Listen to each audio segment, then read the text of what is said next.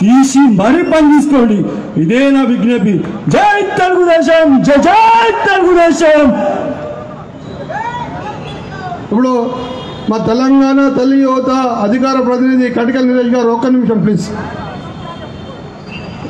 ఈ యొక్క ప్రచార కార్యక్రమానికి మరి ముఖ్య అతిథిగా విచ్చేసినటువంటి రమణన్న గారికి, అరవిందన్న గారికి, అదేవిధంగా మా తెలుగు యువత రాష్ట్ర అధ్యక్షులు రమణ గారికి, జోజిరెడ్డి గారికి, అందరికీ కూడా పేరు పేరున జోష్నా మేడం గారికి నా హృదయపూర్వక నమస్కారాలు, కృతజ్ఞతలు, ధన్యవాదాలు తెలియజేస్తున్నాను.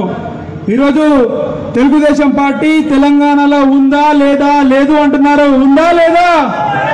తెలుగుదేశం పార్టీ తెలంగాణలో ఉందా లేదా? తెలుగుదేశం పార్టీ తెలుగు ప్రజలందరిది, ప్రపంచంలో ఉన్నటువంటి తెలుగు ప్రజల శ్రేయస్సు కోసం, అభివృద్ధి కోసం, ఆత్మ గౌరవం కుట్టిన పార్టీ తెలుగుదేశం పార్టీ. రావాలా వద్దా? అందరు కూడా దయచేసి సైకిల్ గుర్తుకి ఓటేయాలని తెలియజేస్తూ జై తెలుగుదేశం నాయకత్వం. నాకు ఈ అవకాశం ఇచ్చిన పెద్దలకు ధన్యవాదాలు అన్న. థ్యాంక్ యూ తమ్ముడు నీరజ్ గారు. ఇప్పుడు తెలంగాణ తెలుగు మహిళా రాష్ట్ర అధ్యక్షురాలు మా జాతీయ అధికార ప్రతినిధి శ్రీమతి ప్రొఫెసర్ జోష్నా గారు మాట్లాడాల్సిన కోరుతా ఉన్నాం.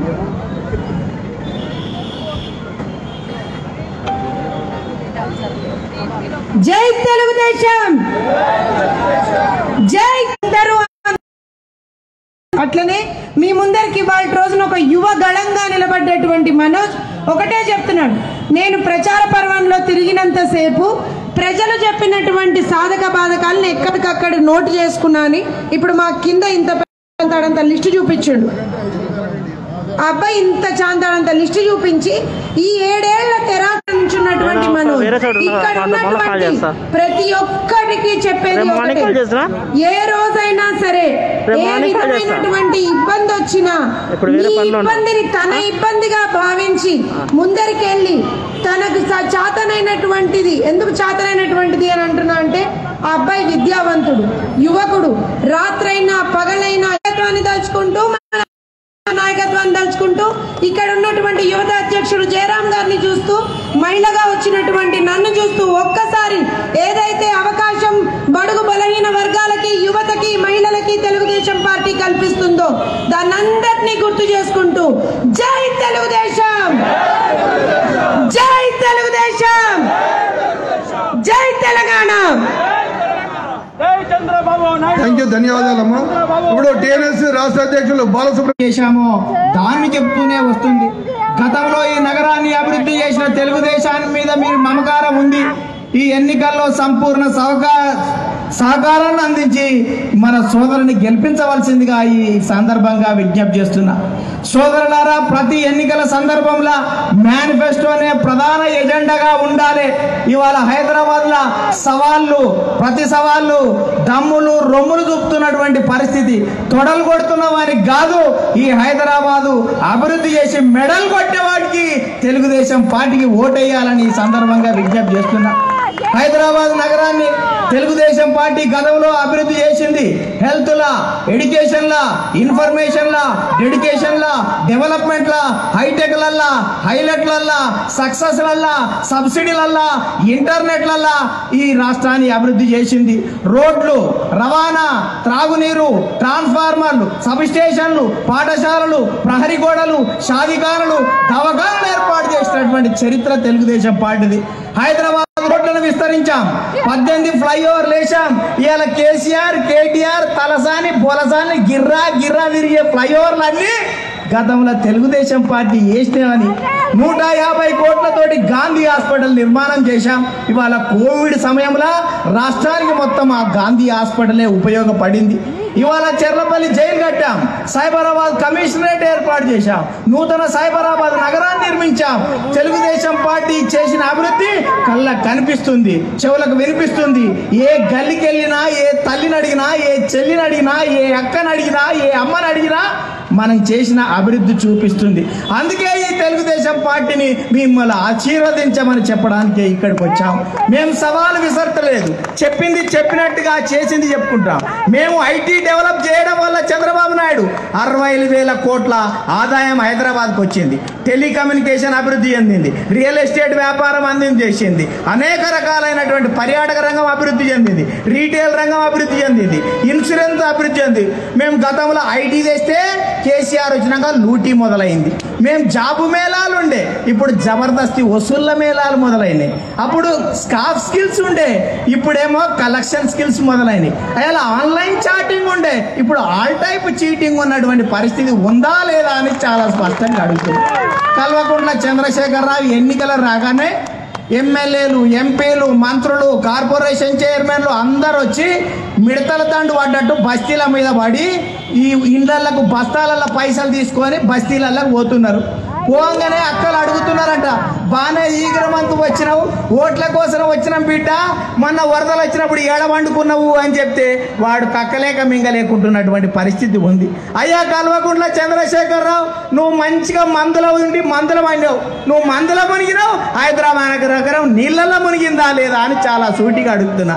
అందుకనే కేసీఆర్ ఆయన పొయ్యంది బయటికి రారు, రాత్రి బీర్ కావాలి, పొద్దుగాలు వేస్తే నీళ్ళు కావాలి, పచ్చగున్న కాడు తింటాడు, ఫామ్ హౌస్లో వంతాడు. ఫామ్ హౌస్లో ఏం చేస్తాడంటే చండి యాగాలు చేస్తాడు, దర్గాల మీద దస్తీలు కప్తాడు, యాగాల కోసం బట్టలు ఇస్తాడు, మందు సీసాల మూతలు ఇస్తాడు తప్ప మన గురించి మూపిప్పిన బాగా పాపాన ఓలేస్తాడు. ఇవాళ టీఆర్ఎస్ సన్నాసులు చాలా మంది సందల పడి తిరుగుతుండ్రు. అరే మీ పెళ్ళాలన్నా మీకు చెప్పాలా గారా, నీకు డబుల్ బెడ్రూమ్ ఇల్లు ఇచ్చినాడరా, ఈ గ్రమంతరా జెండా పట్టుకొని తిరుగుతున్నామని అడుగు అక్క అని అడుగుతున్నా. ఇంటికో ఉద్యోగం రాలే, డబుల్ బెడ్రూమ్ ఇల్లు రాలే, కాంట్రాక్ట్ వాడు పర్మనెంట్ కాలే, అవుట్ సోర్సింగ్ విధానం పేలే, మహిళా పారిశ్రామిక వాడాలు రాలే, మహిళా యూనివర్సిటీ రాలే, జిల్లాకో సూపర్ స్పెషాలిటీ హాస్పిటల్ రాలేదు అని ఈ సందర్భంగా నేను మనవి చేస్తున్నా. అరే కేసీఆర్, కేటీఆర్, అరే ఓ పోడు ముద్ర బోడిలింగమా, నా ప్రశ్నలకు సమాధానం చెప్పు. గత ఎన్నికల ముందు చెప్పిండు హైదరాబాద్ డల్లాసం చేస్తాను అయ్యంటే, నేను ఓల్డ్ సిటీ గోల్డ్ సిటీ చేస్తాను కేటీఆర్ అన్నాడు. హైదరాబాద్కు 6 స్వాగత ద్వారాలు అన్నాడు, 15 కోట్లతోటి 4 చేపల మార్కెట్లు అన్నాడు, 120 కోట్లతోటి ఇంకుబేషన్ కేంద్రం అని చెప్పిండు, 10,000 కోట్లతోటి 1700 మురికివాడల అభివృద్ధి చేస్తానని చెప్పిండు. హైదరాబాద్ మొత్తం మెడికల్ అప్ చేస్తానని గబ్బు పట్టించిండా లేదా అని అడుగుతున్నా. అందుకనే సాలార్ జంగ్ మ్యూజియానికి అంతర్జాతీయ హంగులు అని చెప్పిన ఓ కేసీఆర్ దాని బొంగుల కలిపిండా లేదా అని నేను చాలా సూటిగా అడుగుతున్నా. గతంలో ఏం చెప్పిండు, హైదరాబాద్ని హుస్సేన్ సాగర్ నీళ్ళని మంచినీళ్ళతోటి నింపి కొబ్బరి నీళ్ళలాగానే చేస్తాడు. అరే ఓ చెంబుల నీళ్ళు తెచ్చిన మీ అయ్య కొడుకు ఒక చెంచా నీళ్ళు తాగుర్రా మీకు తెలుస్తుంది అని చాలా సూటిగా అడుగుతున్నా. కుల భవనాల నిర్మాణం ఎక్కడ బాయ్, అమరవీరుల స్తూపం ఎక్కడ బాయ్, జర్నలిస్టులకు భవనం ఎక్కడ బాయ్, అర్బన్ హెల్త్ సెంటర్లు ఎక్కడ బాయ్, హుస్సేన్ సాగర్ ఖాళీ చేస్తున్నావు, ఇందిరా పార్క్ చెరువు చేస్తున్నావు, ఎన్టీఆర్ స్టేడియం కళాభారత్ అన్నావు, ఇవాళ బుర్జ్ ఖలీఫా టవర్లు అన్నావు, ఆకాశ హార్మోనియాలు అన్నావు, పడకేసుకొని ఫామ్ హౌస్ లో పచ్చగున్న గడ తిని ఎచ్చగున్న గడ వన్యవా లేదా అని అడుగుతున్నా. ఇవాళ హైదరాబాద్ లో 4 హాస్పిటల్ చుట్టూ కడుతున్నాడు, హైదరాబాద్ చుట్టూ ఇవాళ 4 ఆడిటోరియాలు కడుతున్నాడు. 2,750 తోటి ఒక ఆడిటోరియం, 1750 తోటి ఒక ఆడిటోరియం, 1000 మంది తోటి ఒక ఆడిటోరియం, 750 తోటి ఒక ఆడిటోరియం కడతాడు. ఆడిటోరియం కట్టలే, హాస్పిటల్ కట్టలే, అయ్య కొడుకులు చెరో దిక్కు ఫామ్ హౌస్లు వండుకుండ్రు. అయ్యనేమో మందులతోటి చర్చలు, కొడుకేమో సెలబ్రిటీలతోటి, సినీ సెలబ్రిటీలతోటి ఆయన తెలంగాణ అభివృద్ధి గురించి డీప్గా డిస్కషన్ చేస్తుంటాడు ఫామ్ హౌస్లో. ఇది కేసీఆర్, కేటీఆర్ కథ. ఇటువంటి పరిస్థితులల్లో మనం ఒకసారి ఆలోచించాలి. అక్క ఇంతకుముందు మీటింగ్లో కూడా చెప్పిన, కేసీఆర్ ఆడ మీటింగ్ చెప్తుండంట, వాడు బజాయించి సీటీ కొడుతున్నట్ట. ఎవడు రాడు ఊరికే సీటీ కొడతాడు, అని ఆపురు రానంట, వాడు ఆగుతలేడు. మళ్ళా పంపిండంట, వాడు ఆగుతలేడు. అన్ని అసంట నూక్కపోరు రానంట. ఆ నూక్కపోయే లీడర్ అడిగిండంట, ఎందుకు కొడుతున్నావు రా సేటి కేసీఆర్ అంతగానో మీటింగ్ చెప్తా అంటే, తెలంగాణలో తాగి 12 గంటలకే గోడలు పట్టుకొని బల్లులు నడిచినట్టు నడుస్తుండ్రు. ఇవాళ మొగళ్లకు సీసాలకు అలవాటు చేసిండు, ఆడోళ్లకు సీరియళ్లకు అలవాటు చేసిండు. ఇటువంటి తెలంగాణలో ఇవాళ ఎక్సైజ్ వాడని తాగమంటాడు, మా పోలీస్ అన్నే ఊదామంటాడు. తాగితే పన్ను కట్టాలి, ఊదితే ఫైన్ కట్టాలి. ఇవాళ ఎటుపోలేనటువంటి పరిస్థితి ఉందా లేదా అని చాలా స్పష్టంగా వస్తే ఇంటికో ఉద్యోగం వస్తామన్నావు. ఆంధ్ర వాళ్ళు వెళ్ళిపోతారు బిడ్డ. లక్షలాది వాళ్ళకు బస్తీలకు మౌలిక సౌకర్యాలు వచ్చాయి. నాయకులకు ఈ అనేక మందికి రాజకీయ జీవితాన్ని ప్రసాదించినటువంటి పార్టీ, ఇవాళ గడిలకు వ్యతిరేకంగా ఉండే పార్టీ, విద్యను అందించినటువంటి పార్టీ. ఇటువంటి పార్టీని మీరు ఆదరించాలి. ఈ గడ్డ మీద